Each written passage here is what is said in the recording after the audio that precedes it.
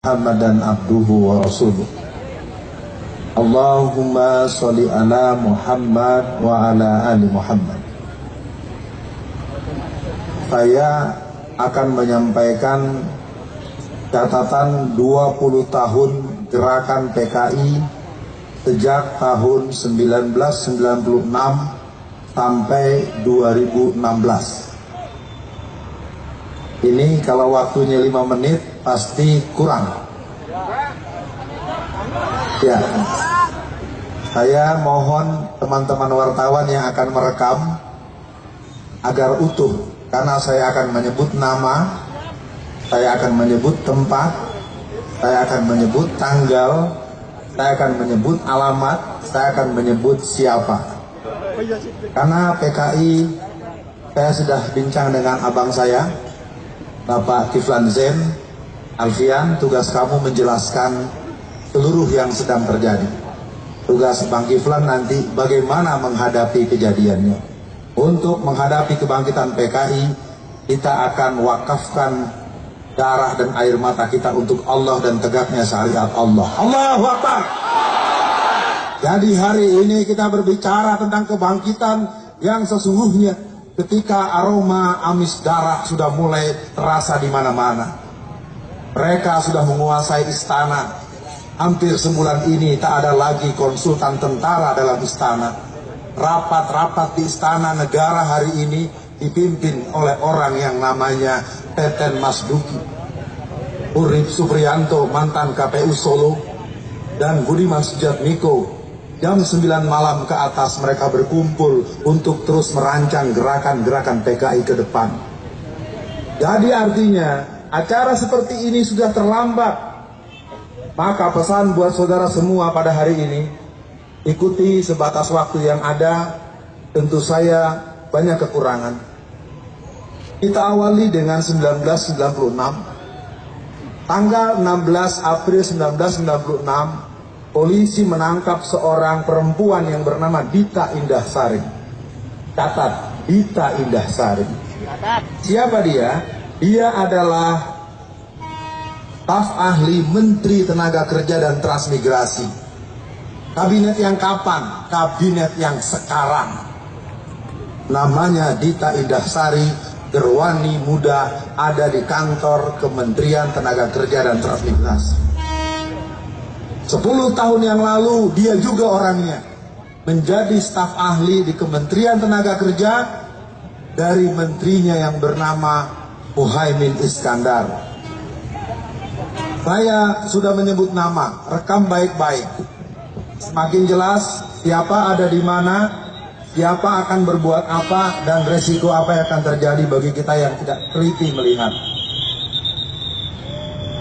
Jadi pada hari ini, sekali lagi saya sudah bilang dari awal, 30 tahun sudah saya yang mungkin cukup muda ini bergerak sampai ke Bakung, sampai ke Cemetuk, sampai ke Celuring, sampai ke Magetan, sampai ke seluruh titik-titik basis PKI. Saya punya kesimpulan, PKI telah bangkit kembali. Banyak sekarang rumah-rumah yang sudah kembali memasangkan baliho-baliho Palu Arit di rumah mereka masing-masing. Di saudara-saudara yang ada di Solo, dan Solo ini menyebut nama seorang yang bernama Harun. Dia tokoh PKI yang sudah tua dan tempat transit dari kader-kader PKI dari Jakarta. Jadi saya akan teruskan tanggal demi tanggal. 16 April 1996, Dita Indah-Sari menuliskan dalam buku hariannya, "Well, partai kita yang telah dikubur, dihina, dibakar, diusir, dibunuh, hari ini kita hidupkan kembali." 16 April 1996, dia mengatakan, 31 tahun partai kita terkubur, hari ini kita hidupkan kembali. 96 kurang 31 berapa? 96 kurang 31 berapa? 65. Jadi mereka sendiri yang sudah mengumandangkan partai itu bangkit. Mereka sambung dengan berbagai acara-acara sejak tahun 1998. Mereka bunuhi ustadz-ustadz dan tokoh-tokoh agama dengan tuduhan dukun santet sejak bulan Maret, April, Mei dari Banyuwangi sampai ke Banten. Mereka beli stempel dukun santet dan kolor hijau sebagai penghinaan warna hijau untuk umat Islam. 144 guru ngaji dan ustadz dibunuh, lehernya hampir putus dan perutnya terburai, ususnya membuncah keluar. 1999 dibunuh sekitar 200 orang ustadz, ulama dan guru mengaji di Tatar Sunda Ciamis, 200 orang selama tahun 1999. Selama Oktober 2000 mereka telah membunuh sekitar 89 ustadz, ulama dan guru mengaji dengan posisi leher yang hampir putus dan usus mereka terburai dari perutnya. Karena mereka disebut dukun santet, maka orang tak peduli. Padahal mereka adalah orang yang dicatat dalam catatan kader-kader PKI tahun 60. Karena yang mati rata-rata umurnya 70-80 tahun. Kalau orang umur 70-80 disembelih, dibunuh, maka kalau kita kurang dengan angka 30 tahun, berarti mereka dulu usianya 30 dan 40 tahun. Dan kebanyakan mereka adalah pemuda Ansor. Kalau hari ini Angkatan Muda NU, kalau hari ini Ansor atau siapapun, PMI kah namanya, tidak ikut bergabung pada hari ini, tunggulah waktunya, sesungguhnya Anda akan dihabisi oleh PKI. Jadi saya tidak bisa lagi menutupi, kalau aksi-aksi kita hanya seperti ini, mereka semakin melihat siapa yang akan ditandai rumahnya dengan tanda merah, siapa yang akan dibunuh, siapa yang akan diracun. Kita masuk tahun 2000. Tahun 2000 terjadi Kongres PKI yang ke-8. Di tangan saya ini adalah ADART Kongres PKI yang ke-10. Kongres PKI yang ke-8 dilangsungkan di Sukabumi Selatan. Kongres PKI yang ke-10 terjadi di Magelang, Jawa Tengah. Yang ke-9 di mana? Yang ke-9 di Cianjur Selatan tahun 2005. Tahun 2002 terbit buku yang berjudul Aku Bangga Jadi Anak PKI, yang ditulis oleh Ripka Ciptaning, yang ayahnya adalah salah satu pengusaha toko material di kota Solo ini pada tahun 1950. Ripka Ciptaning namanya, tinggalnya di Jalan Haji Mencong, Tangerang, berasal dari PDI Perjuangan, anggota DPR RI sudah 3 periode, berangkat dari Sukabumi Selatan, tempat penyelenggaraan Kongres PKI yang ke-8, tahun 2000. 2003, Mahkamah Konstitusi merubah Undang-Undang Pemilu nomor 12 pasal 60G, yang mana sejak itulah kader-kader PKI, simpatisan PKI, pengurus PKI, dan orang-orang yang terlibat dengan PKI diperbolehkan jadi anggota DPR RI, DPD, gubernur, wali kota, dan pejabat-pejabat instansional. Jadi sekarang kalau kita mau buka satu-satu, silakan jawab sendiri, siapa gubernur Jawa Timur? Silakan periksa ayahnya. Siapa Oki Asokawati, anggota DPR RI dari P3? Ayahnya Brigadir Jenderal Anwas, PKI golongan A. Saya Alfian Tanjung, kader P3. Tapi hari ini saya bicara PKI sudah ada di DPR RI, sudah ada jadi gubernur, sudah ada jadi bupati, sudah ada jadi polisi, sudah ada jadi tentara. Jangan heran kalau hari ini polisi dan tentara tidak menunjukkan sikap yang tegas menghadapi PKI. Karena yang sangat gelisah adalah para veteran, yang sangat gelisah adalah tentara-tentara yang mengerti betapa kejam dan jahatnya PKI. Tahun 48 mereka berontak, mereka bakar pesantren Sabilil Muttaqin PSM Takeran, mereka bunuh ulama dan santri, 108 orang disembelih, dimasukkan ke dalam sumur yang dalamnya 12 meter. Catat, yang menggagalkan mereka gerakan musuh dan antek-anteknya bukan dari Kodam 5 Brawijaya, bukan dari Kodam 4 di Ponorogo. Tapi yang menumpas PKI 48 adalah Kodam 3 Siliwangi. Peristiwanya di bagian timur, tapi yang membabat dari bagian barat, yang tengah dan yang ada di timur tidak berdaya menghadapi PKI. Karena peristiwa G30 PKI, Jawa Tengah lebih dari 70% tentara-tentaranya terlibat dan menjadi anggota PKI. Artinya, kebangkitan mereka hari ini bukan kebangkitan gurau. Kebangkitan mereka hari ini bukan kebangkitan dongeng. Walaupun sering para pakar, para ahli sejarah, ahli ideologi bilang, "Woi Alfian, Anda sedang mimpi." Tidak. PKI hari ini bangkit. Mereka bernyanyi, bergembira di mana-mana.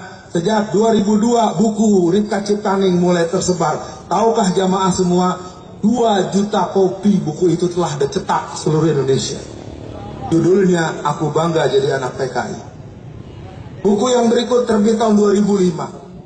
Tahun 2004, Ripka Ciptaning menulis dalam koran harian sore, Suara Pembaharuan. Dia mengatakan, hanya dengan Nasakom sajalah Indonesia bisa keluar dari persoalan bangsa ini. Terbit tanggal 18 bulan Maret tahun 2004 yang mengatakan bahwa Nasakom adalah solusi Indonesia. 2004 Nasakom. Apakah tahu Nasakom? Belum tahu. Nasakom itu nasionalis, agama, komunis. Apa nasionalisnya? PNI. Apa agamanya? NU. Apa komunisnya? PKI. Itu 3 sekawan tahun 63 bersatu untuk lebih kuat membela apa yang mereka mau. Awal reformasi ada Nasakom juga. Apa nasnya? PDI Perjuangan. Apa A-nya? PKB. Apa PKI-nya? PRD. PRD adalah casing daripada partai PKI yang berlambangan roda gerigi, yang ADART-nya persis dengan hasil Kongres PKI tahun 1954. Jadi PKI ada 3 titik. PKI asli, PRD dengan casing suka bukan PKI tapi isi PKI, dan PKI balas dendam. Di sini ada Ibrauri Aidit, ada Ilham Aidit, ada Karmel Budiarjo, dan ada Sinta yang menginginkan tempat lubang buaya itu dihancurkan. Bisa diteruskan? Ini karena udah mulai nyebut nama nih, ya. Karena kalau tak lagi disebut nama siapa di mana adanya, kita seolah-olah bermimpi di siang bolong, mengawang-awang melamun bagaikan katak ingin jadi kerbau. Hari ini kukatakan PKI bangkit. Terserah mau diapakan, yang penting kita masih punya konstitusi. Persoalannya hari ini, aparat-aparat kita cenderung pura-pura tidak mendengar. Aneh bin ajaib, ketika ada orang menggunakan kaos berlambangkan tulisan stempel Rasulullah, kalimat syahadat, tidak jelas dasar konstitusinya, ditangkap dan ditembak di tempat dengan alasan teroris.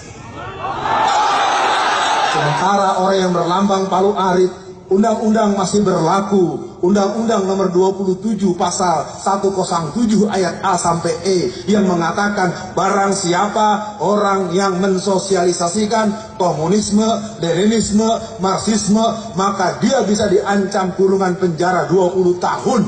Hal yang ada konstitusinya, malah kata presiden, pihak tentara, pihak polisi, jangan kebablasan. Jadi mari biarkan palu arit dipakai di mana-mana, karena tidak dilarang, nggak boleh diganggu.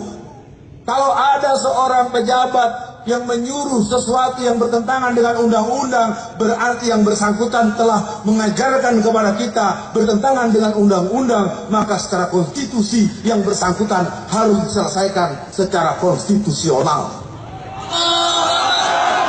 Tentu para semua yang hadir, kita baru sampai di tahun 2005.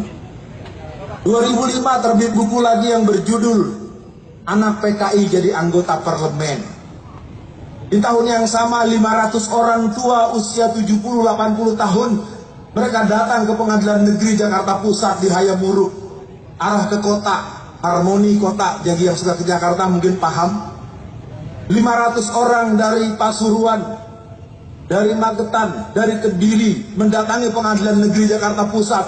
Mereka adalah tokoh-tokoh PKI, kader-kader PKI yang menuntut hak kompensasi karena mereka ingin mendapatkan ganti rugi 950 juta rupiah sampai 2,5 miliar per orang dengan klaim anggota inti 3 juta orang dan simpatisan total 15 sampai 20 juta orang. Bayangkan penjahat yang pernah mengkudeta negara, penjahat yang pernah membunuh ulama, menyiksa, meracun 62 orang pemuda Ansor, menyembelih ulama-ulama di berbagai tempat, datang-datang minta hadiah, datang-datang kita minta maaf pada mereka, datang-datang mereka minta dibebaskan dan ganti rugi. Ini artinya mereka sudah bangkit, saudara-saudara sekalian. Amin. 2007 deklarasi Papernas yang dipimpin oleh Dita Indah-Sari. Alhamdulillah PBR dan FPI Pusat bersatu padu untuk menghentikan mereka. Dengan izin Allah, Papernas mati di tengah jalan, tidak pernah muncul lagi. 2008 terbit buku yang berjudul 50 tahun anak PKI. Itulah tulisan dari Ripka Ciptaning, sang Gerwani muda yang membentuk pasukan Gerwani di Indonesia. Dia mulai membuat kader-kader sejak Neglasari Tangerang, terus ke Cirebon, terus bergerak ke basis-basis Jawa Tengah dan Jawa Timur. Artinya mereka terus mempersiapkan. Maka kadang-kadang ku bertanya, ada di mana wanita-wanita muslimat, ada di mana wanita-wanita mubalighat yang mengerti terhadap gerakan PKI? Ini mungkin perlu tempat dan waktu untuk menjelaskannya. 2010 Kongres PKI yang ke-10. Tempatnya di Desa Ngabrak, Magelang, dengan cover pelatihan pupuk organik. Lahirlah 2 orang nama yang muncul ke permukaan. Sang ketua bernama Wahyu Setiaji, usianya 39 tahun. Dia berasal juga dari Jazirah, Jawa Tengah. Tugasnya ke luar negeri untuk membangun jaringan Kominter. Wakil ketuanya bernama Teguh Karyadi, tinggal di Semarang, ayahnya juga di Semarang. Ayahnya masih hidup dan dia masih hidup. Tugasnya membentuk pasukan bersenjata angkatan kelima. Dia bentuk dari Temanggung, Malang, dan daerah-daerah basis termasuk di Solo. Artinya kalau gerakan-gerakan sudah mengarah seperti itu, mari kita lihat kelakuan mereka yang berikut. Tahun 2014 kita mendengar, maaf ada yang terlupa tadi, 2005 475 kader PKI Pulau Buru dipulangkan ke rumah masing-masing. Catat baik-baik, 475 kader Pulau Buru sudah kembali dalam posisi sebagai Profesor Doktor University of Pulau Buru. Maka jangan heran terbit film yang berjudul Pulau Buru Tanah Air Beta. Dalam kajian kenegaraan itu sebuah isyarat bahwa kami punya negara baru yang akan siap kami bangun. Sementara kami sebut dulu namanya Republik Soviet Indonesia, Republik Soviet Madiun. Mereka punya dan mereka mulai test case dengan Pulau Buru Tanah Air Beta. 2014 1 Mei penetapan libur nasional untuk Hari Buruh itu adalah pencapaian target PKI. Karena 1 Mei buruh libur bukan program bangsa kita, bukan program negara kita, bukan tuntutan para karyawan-karyawan kita. Itu rekomendasi Komintern, Komunisme Internasional di Perancis tahun 1916. Libur 1 Mei sama dengan libur 1 Juni. Itu bukan libur kesepakatan nasional, itu libur sepihak. Aksi PKI menetapkan 1 Juni sebagai libur yang berhubungan dengan Pancasila. Jadi hari semakin jelas, warna semakin terang benderang. Semoga hati tetap tenang, lihat dilakukan dengan iman dan ilmu. Jadi saya katakan buat para pendengar dan para hadirin pemirsa yang menyimak penyampaian ini, bahwa kebangkitan PKI sudah jelas-jelas. Kalau masih ada yang bilang itu bohong, mendramatisir, saya katakan siapa yang melemah-lemahkan kebangkitan PKI, siapa yang menyepele-nyepelekan kebangkitan PKI, berarti dia bagian dari kebangkitan PKI. Amin. Waktu harus saya batasi. 2015 kita mulai dengan peristiwa ulang tahun kemerdekaan Indonesia. Ulang tahun kemerdekaan Indonesia biasa kita dengar.